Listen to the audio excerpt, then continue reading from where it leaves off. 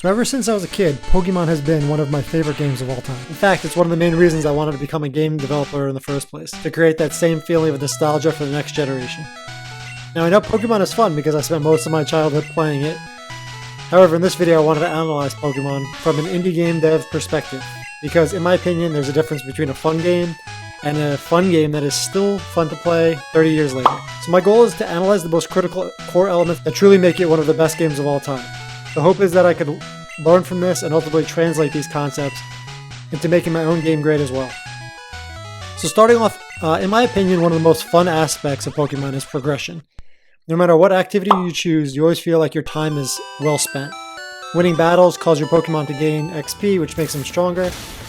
At certain levels, they may evolve, with further enhances their power and oftentimes upgrades their movesets. The greatest sense of progression occurs when you run into a challenge you can't beat. When you are finally successful, it feels amazing, not only because you accomplished your goal, but because you overcame a difficult challenge and you did it in your own way. This brings me to my second core concept, which Pokemon does extremely well, and that's player choice.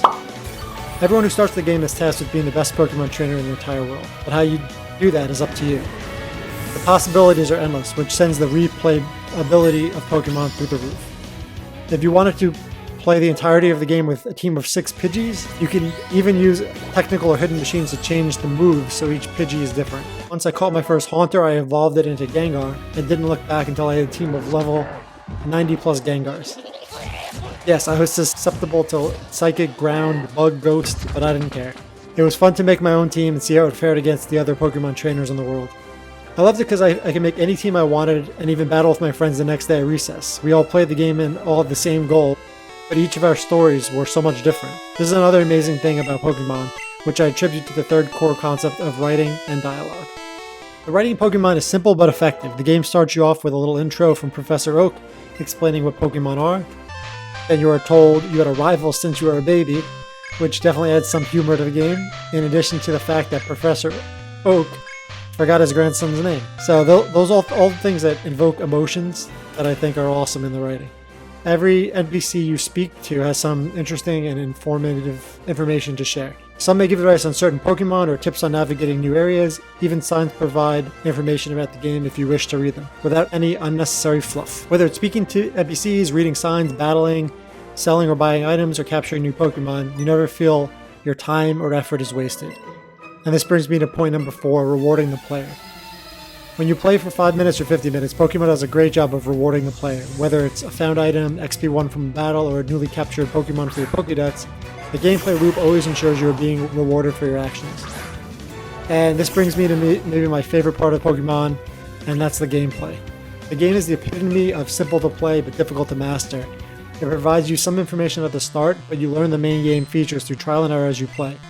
No one tells you grass does more damage against rock until you use Vine Whip and it super effective pops up on your screen against Brox's Onix.